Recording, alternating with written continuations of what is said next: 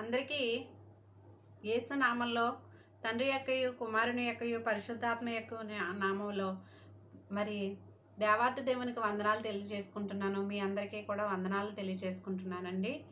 మరి యేసు సిలువలో పలికిన మొదటి మాటను గురించి మరి వివరించడానికి మరి నాకు ఇచ్చిన దేవుడు కొద్దిపాటి జ్ఞానాన్ని బట్టి మరి మొదటి మాటనే చెప్పగలిగే కృప దేవుడు దయచేశాడండి. మరి రెండో మాట గురించి చెప్పడానికి దేవుడు కృప చూపించాడు. మరి యేసు సిలువలో పలికిన రెండో మాట, నేడు నీవు నాతో కూడా పరదేశంలో ఉందువని నిశ్చయముగా నీతో చెప్పుచున్నానెను. లూకాసు వార్త 23వ అధ్యాయం 42వ వచనంలో ఆయనను చూసి యేసు, నీవు నీ రాజ్యములోనికి వచ్చినప్పుడు నన్ను జ్ఞాపకం చేసుకోమని ఎవరు అన్నారు అని అంటే కనుక యేసుక్రీస్తు వారిని దొంగ అన్నారు. మరి యేసుక్రీస్తు వారు ఏమన్నారంటే సిలువలో పలికిన దేవుడు రెండో మాట, నేడు నీవు నాతో కూడా పరదేశంలో ఉందవని నిశ్చయముగా నీతో చెప్పుచున్నాను అని చెప్పేసి మరి యేసుక్రీస్తు వారు మరి ఆ మార్పు చెందిన దొంగకు మరి ఏం చేశారనంటే రక్షణ దయచేశారండి. మరి నన్ను గుర్తు చేసుకో దైవకుమారుడా అని ఎప్పుడైతే యేసు ప్రభుని మరి ఆ దొంగ మాట్లాడాడో అప్పుడు నువ్వు నాతో కూడా పరదేశంలో ఉందువు అని చెప్పేసి దేవుడు అతనికి అక్కడికక్కడే రక్షణ దయచేశాడు. మరి దేవుణ్ణి సిలువ వేసినప్పుడు అటు ఒక దొంగని ఇటు ఒక దొంగని కూడా మరి ఇంకొక ఇద్దరిని కూడా సిలువ వేయడం జరిగింది. వాళ్ళిద్దరు దొంగలు. మరి ఆ రకంగా దేవుడు సిలువను వేసినప్పుడు ఒకవైపున ఉన్న దొంగ అయితే దేవుని యొక్క మహిమను దేవుని యొక్క కృపను గుర్తించలేని చీకటి స్థితిలో ఉంటే, రెండో దొంగ అయితే కనుక మరి మనకైతే న్యాయమే ఈ శిక్ష, మరి ఈయన ఏ అన్యాయం చేశాడని ఈ శిక్ష, మనకు తగిన సాక్షి జరిగింది కానీ ఇతనికి అన్యాయమే కదా ఇలాంటి శిక్ష అని చెప్పేసి మొదటి దొంగని దేవుడు గద్దించడం కూడా జరిగింది. అలా ఏంటంటే దేవాతి దేవుడు ఏం చేశాడంటే మారు మనసు పొందిన ఈ దొంగకి ఏం చేశాడంటే రక్షణను దయచేశాడు. అలా దేవుడు ఏంటంటే ఎడమవైపు చరిత్ర ఏం చెప్తుందంటే కుడివైపు దొంగ పేరు డెస్ అంట, ఎడమవైపు దొంగ పేరు గెస్టస్ అంట, డెస్మస్ గెస్టస్. మరి ఒక దొంగ పేరు మరి డెస్మస్ అయితే దొంగ పేరు గెస్టస్ అండి. మరి ఒక దొంగ అయితే కనుక ఏమంటున్నాడు అని అంటే కనుక నువ్వు దేవుని కుమారుడు అయితే నిన్ను రక్షించుకొని మమ్మల్ని కూడా రక్షించవచ్చు కదా అని చెప్పేసి ఒక దొంగ అంటుంటే, ఇంకొక దొంగ ఏమంటున్నాడంటే కనుక ఇది మనకు సరైన శాస్తే కానీ అతనికి అన్యాయం అని చెప్పి ఆ ముందు మాట్లాడిన దొంగ మాటల్ని గద్దించి ఇతను ఇస్తున్నాడంటే అని పిలుస్తూ యేసు అనే పిలవడం అనేది ఏంటంటే యేసు అనే మాటకి రక్షకుడు అని అర్థం.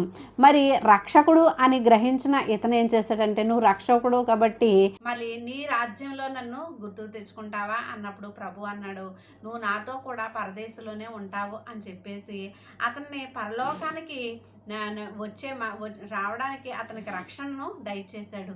అంటే ఒక మార్గాన్ని, ఒక టికెట్ను ఆ దొంగకి ఏం చేశాడంటే పరలోకపు టికెట్ను దేవుడు అందించాడు ఆ దొంగకి. నిజానికి చెప్పాలంటే కనుక చీకటిలో ఉన్నవారు దేవుణ్ణి గుర్తారు. మరి వెలుగులో దేవుని యొక్క ప్రేమను తెలుసుకున్న వారు ఎప్పుడు కూడా దేవుణ్ణి ప్రేమించేవారు వెలుగులో నడిపించబడతారటండి. ఎందుకంటే యోహాను సువార్త చెప్తుంది, మరి చీకటిలో వెలుగు ప్రకాశించున్నది కానంట ఆ చీకటి వెలుగును గ్రహింపకుండా ఉందంట. మరి వీళ్ళిద్దరిలో కూడా ఏంటంటే దైవ కుమారుడని యేసుక్రీస్తు మరి సంచారం చేసి 3.5 సంవత్సరాలు సేవ చేసి అనేకమైన సూచక్రియలు చేసి చివరికి ఏ పాపము ఎరగకుండా ఏ అన్యాయము చేయకుండా పరిశుద్ధుడుగానే ఉండి సిలువ వేయబడుతున్నాడు అని చెప్పేసి గ్రహించిన దొంగ అయితే మరి రక్షించబడి వెలుగులోకి వచ్చాడు. ఎందుకంటే దేవుని వెలుగు తెలుసుకోగలిగాడు, ఇతడు కుమారుడే అని చెప్పేసి తెలుసుకోగలిగాడు. రెండవ దొంగ అయితే అతను చీకటిలోనే ఉండి ఏం చేశాడంటే కనుక ఇతను ఎంత అన్యాయపు తీర్పును పొంది కూడా ఇతను నోరన్నా మెదపకుండా నోరన్నా తెరవకుండా ఎంతగా ఇలా ఉన్నాడు అని అంటే కదా ఒక మనిషికి ఖచ్చితంగా ఇది సాధ్యం కాదు, దైవ కుమారుడికే సాధ్యం అని చెప్పేసి మరి దేవాతి దేవుడు మరి ఆ మనిషి అనుకోలేదు. మరి ఆ దొంగ అనుకోలేదు కాబట్టి మరి ఆ దొంగ ఎలా ఉన్నాడంటే చీకట్లోనే ఉన్నాడు. కానీ ఇతన్ని నిజంగా ఎందుకంటే ఇతను ఎంతేలా ఓర్చుకుంటున్నాడు, ఏ పాపం ఎరగకుండా సిలువేసినా సరే ఇతను నోరన్నా బెదపలేదు. ఇతనిలో ఖచ్చితంగా ఏదో శక్తి ఉంది, ఖచ్చితంగా ఇతను దైవకుమారుడు, నిజమే ఈయన ఇహలోక సంబంధి కాదు, పరలోక సంబంధి ఖచ్చితంగా అని చెప్పేసి మరి గ్రహించిన వాడు ఏం చేశారు అని అంటే రక్షణలోనికి నడిపించబడ్డాడు. అలా ఏంటి అని అంటే కనుక మరి ఎన్నో పాపాలు చేసిన వాళ్ళు నరకానికి వెళ్తారు, ఏ పాపం చేయకుండా ఉన్నవాళ్ళు పరలోకానికి వెళతారు, లేకపోతే హిందువులు ఏమంటారంటే మోక్షానికి వెళ్తారు అంటారు. అలాగ అర్థం చేసుకున్న మరి ఏ పాపం, మరి మనమైతే అన్ని పాపాలు చేసాము, మనం నరకంలో ఉంటాం, ఇది కరెక్టే, కానీ మనము నరకంలోనికే వెళ్తాము. కానీ మహోన్నతుడైన ఇతను ఉత్తముడైన న్యాయమూర్తి అయిన ఇతను ఏ పాపం చేయలేదు కాబట్టి ఖచ్చితంగా ఇతను పరలోకంలో ఉంటాడు అని చెప్పేసి ఈ రెండో దొంగ ఏం చేశాడంటే ఇతను ఏ పాపం ఎరగకుండా ఈ లోకం ఇతనికి శిక్ష విధించింది కాబట్టి ఖచ్చితంగా ఈయన పరలోకంలో ఉంటాడు, పరలోకంలో ఉన్నప్పుడు నువ్వు నన్ను గుర్తు తెచ్చుకుంటావా, నువ్వు నన్ను జ్ఞాపకం చేసుకుంటావా అని చెప్పేసి మరి దైవ కుమారుడినే స్వయంగా రక్షణ నాకు ఇస్తావా, నువ్వు నిజంగా మహోన్నతుడివే, నువ్వు నాకు రక్షణ ఇస్తావా అని చెప్పేసి మరి అడిగినట్టుగా ఈ మాట ఉంది. దేవుడు ఆ మాటకి నిజానికి ఏంటంటే సిలువలో వేలాడుతూ కూడా ఒక అతన్ని అప్పుడే పరలోక రాజ్యం తీసుకువెళ్ళాడు. నిజానికి మరి యోహాను సువార్తలో అది రాయబడి ఉంటుంది, మీ కొరకు నేను స్థలం సిద్ధపరచడానికి వెళ్తాను, నేను నా తండ్రి దగ్గర ఎలా అయితే ఉంటానో మీరు కూడా అక్కడికి వచ్చి అలా ఉండడానికి నేను స్థలం సిద్ధపరచడానికి వెళ్తున్నాను అని ప్రభు చెప్పారు. కానీ ఈ దొంగ ఎప్పుడైతే తన యొక్క పాపాలను ఒప్పుకున్నాడో దైవ కుమారుడు అని గుర్తెరిగి ప్రత్యార్తాంపం కలిగి నన్ను గుర్తు తెచ్చుకుంటావా అని ఎప్పుడన్నాడో, నిజానికి చెప్పాలంటే ఎప్పుడైతే ఆ పాపాన్ని ఒప్పుకున్నాడో మరి దైవ కుమారుడు నువ్వు ఖచ్చితంగా నాతో పరదేశంలో ఉంది కానీ అని చెప్పేసి రెండో దొంగతో చెప్పలేదా? మరి నేను కూడా ఈరోజు మన యొక్క పాప స్థితిని ఒప్పుకొని ప్రవ్వా నా కొరకు నువ్వు నిజంగా ప్రాణం పెట్టావయ్యా, నిజంగా నా కొరకు నేను చేసిన పాపాల కొరకు నువ్వు ప్రాణం పెట్టావయ్యా, నా కొరకు నువ్వు మొదట నా నీతిని నా రాజ్యాన్ని వెతకండి అని చెప్పేసి నా కొరకు నా తండ్రి స్థలం సిద్ధపరచడానికి పరలోకానికి వెళ్ళిన తండ్రి, పరలోకానికి వెళ్ళి ఇక్కడ ఆదరణకర్తగా తండ్రి కుమార పరిశుద్ధాత్మ యొక్క నామంలో పరిశుద్ధాత్మవై నా దగ్గర ఉంటూ నన్ను వెలుగులోనికి నడిపించాలని నా దగ్గరకు వచ్చిన పరమ తండ్రి, నేను గుర్తెరగకుండా నేను చీకటిలో ఉండి అజ్ఞానిగా ఉండి ప్రవ్వా నా తండ్రి ఆ దొంగ వలే ప్రవ్వా నా తండ్రి నిన్ను గుర్తించకుండా ఆయన యేసుప్రభు నిజదేవుడు కాదని ప్రభా నువ్వే రక్షించుకోలేవు, మమ్మల్ని ఏమి రక్షిస్తావేం, కానీ ఆ దొంగ మాట్లాడినటువంటి చీకటి సంబంధమైన వ్యక్తిగా కాకుండా మూర్ఖత్వంతో ఆలోచన లేని మనిషిగా కాకుండా ప్రభా నాయన నువ్వు నిజదేవుడువని, నువ్వు గొప్ప దేవుడువని, నా కొరకే పుట్టావని, నా కొరకే బలయ్యావని నేను తెలుసుకుని ప్రభా మనం దేవునికి ప్రార్థన చేసినప్పుడు మరి తెలుసుకుని ప్రార్థన చేసిన ఆలోచన చేసి మాట్లాడిన మనుషుణ్ణి ఏం చేశాడు, దొంగని ఏం చేశాడు లోనికి నడిపించాడు. ఈరోజు నేను కూడా పాపంలో ఉన్నాం కాబట్టి ప్రవ్వా నేను నిజంగానే పాపిని, నన్ను పరలోక రాజ్యంలోనే చేర్చుకోనాయన, నా తప్పుల్ని అపరాధాలని క్షమించు తండ్రి, నువ్వు పరిశుద్ధుడు కాబట్టి అపరిశుద్ధమైన నన్ను పరిశుద్ధపరచు తండ్రి అని చెప్పేసి మరి దేవుణ్ణి మనం అడిగినప్పుడు నిజమైన రక్షణ మనకు దేవుడు దయచేస్తాడు.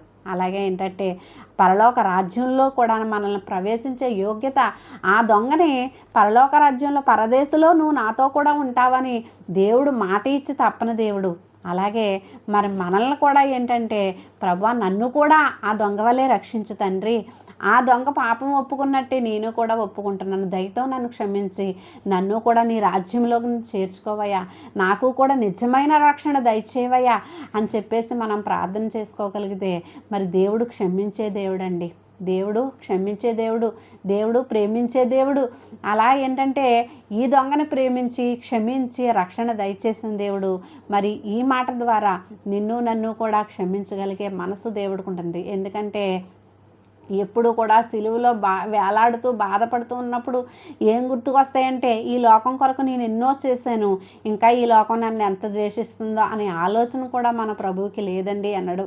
మనమైతే ఏదన్నా శ్రమలో బాధలు వచ్చినా మనం మంచిగా ఉన్నప్పుడు, మనం ఆరోగ్యంగా ఉన్నప్పుడు ఎవరికి ఏ ఉపకారాలు చేసామో, ఎవరికి ఏ సహకారం చేసామో అన్నీ కూడా గుర్తు తెచ్చుకుని మనం ఏం చేస్తామంటే వాళ్ళని దూషిస్తాం, ద్వేషిస్తాం. కానీ ప్రభు ఏం చేశారంటే కనుక ఎవరిని దూషించలేదు, ద్వేషించలేదు.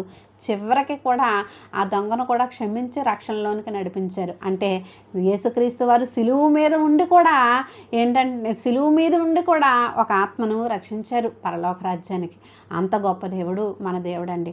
అంత గొప్ప దేవుణ్ణి, అంత గొప్ప దైవ కుమారుడిని, అంత గొప్ప పరిశుద్ధాత్మని కలిగి ఉన్న మనం మరి మన పాపాన్ని ఒప్పుకుని మరి దేవుడు మా సిలువలో వేలాడిన మాటలను మనం తలపోసుకుంటూ మరి ఆయన ఆజ్ఞలను పాటించేవారిగా ఉండి మనం కూడా ఆ దొంగ వలె పరలోక రాజ్యంలో దేవునితో పాటు ఉండే సహాయం దేవుడు మనకు దయచేయును కాక. ఈ కొద్ది మాటలు మనందరి వినుకుడిలో ప్రభు ఫలింపచేయును కాక. ఆమేన్. చిన్న ప్రార్థన చేసుకుందామండి. పరలోకమందున్న పరిశుద్ధాత్ముడమైన తండ్రి నీకు స్తోత్రములు. నాయనా నా తండ్రి యేసయ్య, ఒక దొంగ నువ్వు దేవుని కుమారుడువా, నువ్వు రక్షించుకోలేవు, మమ్మల్ని ఏమి రక్షిస్తావని నిన్ను దూషించారు. నీ వెలుగును కనుగొనలేకపోయాడు, చీకటిలో ఉండిపోయాడు ప్రవ్వా.